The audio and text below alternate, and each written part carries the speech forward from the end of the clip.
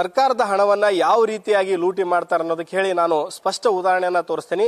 ದಾವಣಗೆರೆ ಜಿಲ್ಲೆ ಹರಿಹರ ನಗರಸಭೆಯಲ್ಲಿ ಅಧಿಕಾರಿಗಳು ಸೇರ್ಕೊಂಡು ಸರ್ಕಾರದ ಹಣವನ್ನ ಈ ರೀತಿಯಾಗಿ ಲೂಟಿ ಮಾಡ್ತಾ ಇರುವಂತದ್ದು. ಯಾವುದೋ ಒಂದು ಕೊಟ್ಟಿ ಕಂಪನಿಯ ಯೂನಿಟ್ ಅನ್ನ ಸಂಸ್ಕರಣಾ ಘಟಕವನ್ನ ಅಂದ್ರೆ ನಗರಸಭೆಗೆ ಹಸಿ ಕಸ ಮತ್ತು ಒಣ ಕಸವನ್ನ ಬೇರ್ಪಡಿಸಬೇಕು ಅಂತ ಹೇಳಿ ಈ ರೀತಿಯಾಗಿ ಒಂದು ಮಷೀನ್ ಅನ್ನ ತೆಗೆದುಕೊಂಡು ಬಂದು 2024ರಲ್ಲಿ ಇಲ್ಲಿ ಇನ್ಸ್ಟಾಲ್ ಮಾಡಿದ್ದಾರೆ. ದಾವಣಗೆರೆ ನಗರದ ಹೊರ ವಲಯದಲ್ಲಿ ಇನ್ಸ್ಟಾಲ್ ಅನ್ನ ಮಾಡಿ ಅದನ್ನ ಹಸಿ ಕಸ ಮತ್ತು ಒಣ ಕಸ ಬೇರ್ಪಡಿಸಿ ಅದನ್ನ ಸಾವಯವ ಗೊಬ್ಬರ ಮಾಡಿ ಮಾರಾಟ ಮಾಡಬೇಕು ಅನ್ನೋದು ಕಾನ್ಸೆಪ್ಟ್. ಸ್ವಚ್ಛ ಭಾರತ ಮಿಷನ್ ಅಡಿಯಲ್ಲಿ ಜನರಿಗೂ ಒಂದು ಕೆಲಸ ಸಿಗ್ಲಿ, ಜೊತೆಗೆ ಕಸ ವಿಲೇವಾರಿನೂ ಆಗ್ಲಿ ಅನ್ನೋ ಉದ್ದೇಶದಿಂದ ಒಂದು ಮಹತ್ವದ ಉದ್ದೇಶದಿಂದ ಈ ಕೆಲಸವನ್ನ ಮಾಡಿದ್ದಾರೆ. ಆದ್ರೆ ಇದು ಅಧಿಕಾರಿಗಳ ಜೇಬು ತುಂಬಿಸುವ ಮತ್ತು ಗುತ್ತೇದಾರರ ಜೇಬು ತುಂಬಿಸುವ ಕೆಲಸ ಆಗಿದೆ ಹೊರತು ಯಾವುದೇ ರೀತಿಯ ಅಂತ ಜನರಿಗೆ ಉಪಯೋಗಕ್ಕೆ ಬಾರದಂತ ಕೆಲಸ ಅಂದ್ರೆ ಉಪಯೋಗಕ್ಕೆ ಬಾರುವಂತ ಕೆಲಸ ಆಗಿಲ್ಲ. ನೀವು ನೋಡ್ತಾ ಇರಬಹುದು, ಸುಮಾರು ಒಮ್ಮೆ 49 ಲಕ್ಷ, ಇನ್ನೊಂದ್ಸರಿ 34 ಲಕ್ಷ, ಹೀಗೆ ಹಣವನ್ನ ವ್ಯಯ ಮಾಡಿ 80 ಲಕ್ಷಕ್ಕೂ ಅಧಿಕ ಹಣವನ್ನ ಇದಕ್ಕೆ ಹಾಕಿ ಯೂನಿಟ್ ಅನ್ನ ಮಾಡಿದ್ದಾರೆ.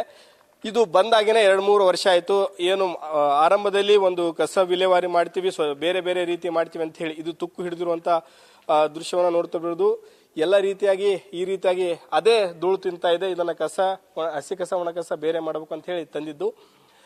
ಹರಿಹರ ನಗರಸಭೆ ಅಧಿಕಾರಿಗಳು ಈ ರೀತಿಯಾಗಿ ಸರ್ಕಾರದ ಹಣವನ್ನ ಲೂಟಿ ಮಾಡುವಂತ ವ್ಯವಸ್ಥಿತ ಕೆಲಸವನ್ನ ಮಾಡ್ತಾ ಇದ್ದಾರೆ. ಈಗ ಅಧಿಕಾರಿಗಳಿಗೂ ಕೂಡ ಕೇಳಿದ್ವಿ, ಅಂದ್ರೆ ನಗರಸಭೆಯ ಪೌರಾಯುಕ್ತ ಆದಂತ ಹಿರಮ್ಮ ಅವ್ರಿಗೆ ಈಗ ನ್ಯೂಸ್ ಫಸ್ಟ್ ಪ್ರಶ್ನೆಯನ್ನ ಮಾಡುವಂತ ಕೆಲಸವನ್ನ ಮಾಡಿದಾಗ ಅವ್ರು ಹೇಳ್ತಾ ಇರೋದು ಕೇವಲ 2 ದಿನ ಈ ಮಷಿನ್ ಬಂದ್ ಆಗಿದೆ ಅಂತ ಹೇಳ್ತಾ ಇದ್ರು. ಆದ್ರೆ ಇಲ್ಲಿ ಬಂದು ನೋಡಿದಾಗ ವಾಸ್ತವವಾಗಿ ಸುಮಾರು ಈ ಘಟಕ ಬಂದಾಗಿನೇ 2 ವರ್ಷ ಆಯಿತು ಅಂತ ಹೇಳಿ ಸದ್ಯಕ್ಕೆ ಅದನ್ನ ನೋಡಿದ್ರೆ ಗೊತ್ತಾಗುತ್ತೆ. ಆ ರೀತಿಯಾಗಿ ಧೂಳು ತಿನ್ನುತ್ತಿರುವಂತ ಮಷಿನ್ ಅನ್ನು ನೋಡಿದ್ರೆ ಕೆಲಸಕ್ಕೆ ಬಾರದ ಮಷಿನ್ ಆಗಿದೆ. ಈಗ 2 ದಿನ ಅದನ್ನು ಬಂದಾಗಿದೆ ಅಂತ ಹೇಳ್ತಾರೆ. ಅದು ಯಾವುದೇ ರೀತಿಯಂತ ಕಸ ವಿಲೇವಾರಿ ಆಗಿರಲಿ ಅಥವಾ ವಾಹನ ಕಸವನ್ನ ಹಾಕಿ ಅದನ್ನು ಬೇರ್ಪಡಿಸುವಂತ ಕೆಲಸ ಯಾವುದೇ ರೀತಿಯಂತ ಗುರುತುಗಳಿಲ್ಲ. ಈ ಬಗ್ಗೆ ಹೇಗೆ ಗೊತ್ತಾಯ್ತು ಅನ್ನೋದು ಅದಕ್ಕೆ ವಿಚಾರ ಅಂತಂದ್ರೆ ಒಬ್ರು ಗುತ್ತೇದಾರ ಕಾಂಟ್ರಾಕ್ಟರ್ ಮೊಹಮ್ಮದ್ ಮಜರ್ ಅಂತ ಹೇಳಿ ಅವರೇ ಇದನ್ನ ಒಂದು RTI ನಲ್ಲಿ ಹಾಕಿ ಮಹತ್ವದ ಸಾಕ್ಷ್ಯಗಳನ್ನ ಕಲೆ ಹಾಕುವಂತ ಕೆಲಸವನ್ನ ಮಾಡಿದ್ರು. ಈಗ ಅವರೇ ನಮ್ಮ ಜೊತೆಗಿದ್ದಾರೆ, ಅವ್ರನ್ನೇ ಮಾತಾಡ್ಸ್ತಾ ಹೋಗ್ತೀನಿ. ಸರ್, ಇದು ಈ ರೀತಿಯಾಗಿ ಅಂದ್ರೆ ಯಾವುದೇ ಒಂದು ಯೂನಿಟ್ ತಂದಿದ್ದಾರೆ, ಹಳೇದು ಗುಜರಿ ಇದ್ರದ್ದು, ಯಾವುದೋ ಕಂಪ್ನಿದಲ್ಲ ಇದು, ಕಂಪ್ನಿದಲ್ಲ, ಯಾವುದೋ ತಂದು ಇದು ಮಾಡಿದಾರೆ. ಬಾಳ ಮಾಡಿ ಹೆಂಗ ಅಂದಾಜು ಹಿಡಿದ್ರು ಒಂದು 10ರಿಂದ 12 ಲಕ್ಷ ಆಗುತ್ತೆ. ಇವ್ರು 84 ಲಕ್ಷ ಚಿಲ್ಲರೆ ಬಿಲ್ ಹರಿದಿದ್ದಾರೆ. 2 ಸಲ ಬಿಲ್ ಹರಿದಿದ್ದಾರೆ. ಫಸ್ಟ್ ಬಿಲ್ 29/4/2024ರಲ್ಲಿ ಒಂದ್ ಬಿಲ್ 47,68,555 ರೂಪಾಯಿ, 53 ರೂಪಾಯಿ ಆಗಿದೆ. ಇನ್ನೊಂದು ಇಲ್ಲಿದೆ 2 ಸಲ ಬಿಲ್ ಆಗಿದ್ರು. ಇನ್ನೊಂದು 15 ದಿವಸ ಬಿಟ್ಟು ಮತ್ತೊಂದು ಬಿಲ್ಲು, ಕೇವಲ 29/4/2024ರಲ್ಲಿ ಒಂದು ಬಿಲ್ ಆಗಿರುವಂತದ್ದು. ಅಷ್ಟೇ 5 ದಿನ ಗ್ಯಾಪ್, 15 ದಿವಸ ಗ್ಯಾಪ್ ಅಲ್ಲಿ ಇನ್ನೊಂದು ಬಿಲ್ ಅನ್ನ ತೆಗೆಯುವಂತ ಕೆಲಸವನ್ನ, ಅಂದ್ರೆ ಯಾರಿಗೆ ಅನುಮಾನ ಬರಬಾರದು ಇದಕ್ಕೆ 84 ಲಕ್ಷ ವೆಚ್ಚ ಆಯ್ತಾ ಈ ಯೂನಿಟ್ಗೆ ಅನ್ನೋದನ್ನ ಮಾಡಿರುವಂತದ್ದು. ಮತ್ತೆ ಯಾವ ರೀತಿಯಾಗಿ ಇನಾಗ್ರೇಷನ್ ಅನ್ನ ಮಾಡಿದ್ದಾರೆ ಇದು ಅಧಿಕಾರಿಗಳೆಲ್ಲ ಸೇರಿ ದೃಶ್ಯದಲ್ಲಿ ನೋಡ್ತಿರಬಹುದು. ಕಸ ವಿಲೇವಾರಿ ಘಟಕವನ್ನ ವ್ಯವಸ್ಥಿತವಾಗಿ ಇಲ್ಲಿ ಉದ್ಘಾಟನೆ ಮಾಡುವಂತ ಕೆಲಸವನ್ನ ಮಾಡಿದ್ದಾರೆ. ಆದ್ರೆ ಆ ರೀತಿಯಾಗಿ ಈ ಮಷೀನು ಕಾರ್ಯವನ್ನ ನಿರ್ವಹಿಸ್ತಾ ಇಲ್ಲ, ಆ ರೀತಿಯಾಗಿ ಕಾರ್ಯನಿರ್ವಹಿಸುವ ಕೆಲಸ ಆಗ್ತಾ ಇಲ್ಲ. ಹೇಳಿ ಸರ್. ಈಗ ಏನಿಲ್ಲ ಸರ್, ನಮ್ಗೆ ಏನಿದೆ ಅಂದ್ರೆ ಸ್ವಚ್ಛ ಭಾರತ, ನಾನು ಇದು ಸರ್ಕಾರದ ಹಣವನ್ನು ಪೋಲ್ ಆಗಬಾರ್ದು, ಪೋಲ್ ಮಾಡಿ ಇದನ್ನ ಮಾಡ್ತಾ ಇದ್ದಾರೆ ಇವರು. ಎಷ್ಟು ಸಲ ಯಾರಿಗೂ ಹೇಳಿದ್ರು ಏನೆಲ್ಲ ಕಣ್ಣು ಮುಚ್ಕೊಂಡು ಇದನ್ನ ಮಾಡ್ತಾರೆ, ಅನೇಕ ಮಾಡ್ತಾ ಇದ್ದಾರೆ. ಇದನ್ನ ಮಾತ್ರ ಸುಮಾರು ಒಂದು 10-12 ದಿವಸ, ಆಮೇಲೆ ಒಂದು ತಂದಾಗಿದ್ದನು ಒಂದು 15 ದಿವಸನೂ ನಡೆದಿಲ್ರಿ ಇದು ನಮಗೆ ಗೊತ್ತಿದ್ದಂಗೆ. ಆಮೇಲೆ ಇನ್ನೊಂದು ನಡೆದ್ರೆ ಇಲ್ಲಿಂದ ಇಲ್ಲಿವರೆಗೆ ಕಸ ಎಷ್ಟು ಮಾಡಿದ್ರೆ ಅದನ್ನ ಅಮೌಂಟ್ ನಾನು RTI ನಲ್ಲಿ ಹಾಕಿ ಅದನ್ನು ಕೇಳ್ತೇನೆ. ಯಾವುದು RTI ನಲ್ಲಿ ಹಾಕಿ ಎಷ್ಟು ನೀವು ಇಲ್ಲಿಗೆ ದುಡ್ಡು ಉಳಿಸಿದೀರಾ ಏನು ಅನ್ನೋದು.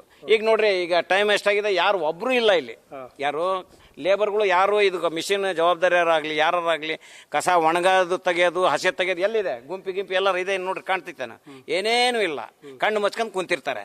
ಈಗ ಇದು ಎಲ್ಲರೂ ನೋಡ್ರಿ, ಈಗ ಜಿಲ್ಲಾಧಿಕಾರಿಯಿಂದ ಹಿಡಿದು ಎಲ್ಲಾ ಕಡೆಯಿಂದನೂ ಇದನ್ನು ಭ್ರಷ್ಟಾಚಾರ ಆಗಿದೆ. ಇದು ಸಮಗ್ರ ತನಿಖೆ ಆಗಬೇಕು. ಕಾನೂನು ರೀತಿಯಿಂದ ಯಾರು ತಪ್ಪಿಸ್ತಾರೆ ಅವ್ರಿಗೆ ಕಠಿಣ ಕ್ರಮ ತಗೋಬೇಕು. ನನ್ಗೇನು ಸರ್ಕಾರದ ದುಡ್ಡು ಸರ್ಕಾರಕ್ಕೆ ಹೋಗ್ಲಿ, ಈಗ ನಮ್ಗೇನು ಇದನ್ನಿಲ್ಲ ಅಂದ್ರೆ ಇಲ್ಲಿ ಮತ್ತೆ ಮುಂದೆ ಬರೋ ಜನ ಎಲ್ಲ ಇದು ಜಾಗೃತಿಯಾಗಿರ್ತಾರೆ. ಇದು ಏನಾರು ಇವ್ರ ಮೇಲೆ ಪನಿಷ್ಮೆಂಟ್ ಆಗ್ಲಿಲ್ಲ ಅಂದ್ರೆ ಮತ್ತು ಹಿಂಗೆ ನಾವೇನು ಮಾಡೋಕ್ಕಾಗಲ್ಲ ಸರ್. ಈಗ ಆಮೇಲೆ ವೇ ಬ್ರಿಡ್ಜ್ ಮಾಡಿದ್ದಾರೆ, ಹೋಗ್ಬಿಟ್ಟು ಮಾಡಿದ್ರೆ ಯಾಕಂದ್ರೆ ಕಸ ಇದು ಒಣದು ಕಸ ಹಸಿ ಕಸ ತೂಕ ಮಾಡಿ ರೈತರಿಗೆ ಕೊಡ್ಬೇಕಲ್ಲ. ರೈತರಿಗೆ ಕೊಡೋಗ್ಬೇಕಾರ ಎಷ್ಟು ಜನಕ್ಕೆ ತೂಕ ಮಾಡಿ ಎಷ್ಟು ಕಸ ವಿಲೇವಾರಿ ಮಾಡಿದ್ದಾರೆ 2 ವರ್ಷದಿಂದ, ಎಷ್ಟು ಇದು ದುಡ್ಡು ಬಂದಿದೆ ನಗರಸಭೆಗೆ ಜಮಾ ಆಗಿದೆ, ಸರ್ಕಾರಕ್ಕೆ ಇಷ್ಟಕ್ಕೊಂದು ದೊಡ್ಡ ಯೂನಿಟ್ ಹಾಕಿರೋದಕ್ಕೆ ಎಷ್ಟು ದುಡ್ಡು ಜಮಾ ಆಗಿದೆ. ಆಮೇಲೆ ಲೇಬರ್ ಎಷ್ಟು ಇದಾರೆ ಇಲ್ಲಿ, ಲೇಬರ್ಗೆ ಪೇಮೆಂಟ್ ಕೊಟ್ಟಿಟ್ಟಿದ್ದಾರೆ ಇಲ್ಲಿ. ಇದನ್ನು ತಗೋಬೇಕು, ಸಪ್ರೇಟ್ ಪೇಮೆಂಟ್ ಇದಾರೆ. ಆಮೇಲೆ ಒಬ್ಬರಿಗೆ ಗುತ್ತಿಗೆ ಕೊಟ್ಟಿದ್ದಾರೆ, ಅದನ್ನು ಕೊಡ್ತೇನೆ ರೀ. ಮೇಂಟೆನೆನ್ಸ್ ಚಾರ್ಜ್ ಅಂತ ಗುತ್ತಿಗೆ ಕೊಟ್ಟಿದ್ದಾರೆ, 5 ಲಕ್ಷ 6 ಲಕ್ಷ ಬಿಲ್ ಹರಿತಾರ. ಇದೇ ವಿನಯ್ ಕುಮಾರ್ ಅದನ್ನು ಐತ್ರಿ, ಅದನ್ನು ಡಾಕ್ಯುಮೆಂಟ್ ಸಮೇತ ಕೊಡ್ತೇನೆ. ನೀವು ಅವ್ರೇನ್ ಮಾಡ್ತಾರೆ ಇವ್ರೇನ್ ಮಾಡ್ತಾರ ಅನ್ನೋದು ಸಮಗ್ರ ತನಿಖೆ ಆಗ್ಬೇಕು. ಇದು ಸರ್ಕಾರದ ದುಡ್ಡು ಸರ್ಕಾರಕ್ಕೆ ಜಮಾ ಆಗ್ಬೇಕು. ನಂದೇನು ಉದ್ದೇಶ ಇಲ್ಲ, ನಾನು ಹರಿಹರ ನಾಗರಿಕ ಏನು ಅಭಿವೃದ್ಧಿ ಆಗ್ಲಿ, ಏನ ಗ್ರಾಂಟ್ ಯಾವ್ದಾರ ಬರ್ಲಿ, ಅಭಿವೃದ್ಧಿ ಆಗ್ಲಿಲ್ಲ ನಂಗೆ ಹಿಂಗ ಪೋಲ್ ಮಾಡ್ಕೊಂಡಿ ಅವ್ರವ್ರ ಜೀವ ತುಂಬ್ಕೊಂತ ಇದ್ರೆ ಅದಕ್ಕೆ ನಾವು ಏನು ಮಾಡೋಕ್ಕಾಗಲ್ಲ. ಅದಕ್ಕೆ ಈ ತರ ನಾನು ನಿಮ್ಗೆ ಇದನ್ನ ಮಾಡಿ ನಿಮ್ಗೆ ಇನ್ಫಾರ್ಮೇಶನ್ ಮಾಡ್ತಾ ಇದ್ದೇನೆ, ನ್ಯೂಸ್ ಫಾಸ್ಟ್ನರ್ಗೆ ಇನ್ಫಾರ್ಮೇಶನ್ ಮಾಡ್ತಾ ಇದ್ದೀನಿ. ಅದನ್ನ ದಯವು ಮಾಡಿ ಅದನ್ನ ಸ್ವಲ್ಪ ತನಿಖೆ ಆಗ್ಬೇಕು, ಸಮಗ್ರ ತನಿಖೆ ಆಗ್ಬೇಕು. ಅದಕ್ಕೆ ನಾನು ಬರ್ತೇನೆ, ನಾನು ಅವ್ರ ಮುಂದೆ ತಪ್ಪ ಏನಾರ ಇದನ್ನ ಮಾಡಿದ್ರೆ ನನ್ನ ಮೇಲೆ ಕ್ರಮ ತಗೊಳ್ಳಿ. ಇದಿಷ್ಟು ಈ ಮಾಹಿತಿ ನೀಡುವಂತ ಮಜರ್ ಅವರ ಮಾತು. ಅವ್ರು ಏನ್ ಹೇಳ್ತಾರೆ ಅಂತಂದ್ರೆ, ಕೇವಲ ಇದು ಯೂನಿಟ್ ಅನ್ನ ಅಂದ್ರೆ ಮಷಿನ್ ಅನ್ನ ತೆಗೆದುಕೊಂಡು ಬಂದು ಇದಕ್ಕೆ ಕೊಟ್ಟಿ ಮಷಿನ್ ಅನ್ನ ತಂದು ಈ ರೀತಿಯಾಗಿ ಬಂಧನ ಕೆಡವಿದ್ದಾರೆ.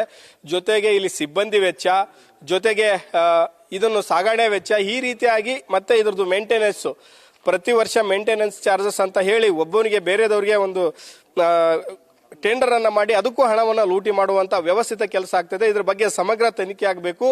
ಏನು ಸರ್ಕಾರದಿಂದ ಪೋಲಾಗ್ತಿರುವಂತಹ ಹಣ ಮತ್ತೆ ಸರ್ಕಾರದ ಬೊಕ್ಕಸಕ್ಕೆ ಬರಬೇಕು ಅಂತ ಹೇಳಿ ಒತ್ತಾಯವನ್ನು ಮಾಡ್ತಾ ಇರೋದು. ಸಂಬಂಧಪಟ್ಟ ಅಧಿಕಾರಿಗಳು ಇದ್ರ ಬಗ್ಗೆ ಸಮಗ್ರ ತನಿಖೆಯನ್ನು ಮಾಡಬೇಕು. ಈಗ ಹೊಸದಾಗಿ ನಗರಾಭಿವೃದ್ಧಿ ಸಚಿವರಾಗಿ ಆಯ್ಕೆಯಾಗಿದ್ದಾರೆ ಯಾರು, ಯತೀಂದ್ರ ಸಿದ್ದರಾಮಯ್ಯ ಅವರು ಆಯ್ಕೆಯಾಗಿದ್ದಾರೆ. ಅವರಾದ್ರೂ ಇದ್ರ ಬಗ್ಗೆ ಗಮನ ಹರಿಸಿ ಬಗ್ಗೆ ಸಮಗ್ರ ಒಂದು ತನಿಖೆಯನ್ನ ನಡೆಸುವಂತ ಕೆಲಸವನ್ನ ಮಾಡಬೇಕಿದೆ. ಕ್ಯಾಮರಾ ಪರ್ಸನ್ ಲೋಕೇಶ್ ಜೊತೆ Mahadev BG, news first, Davanagere.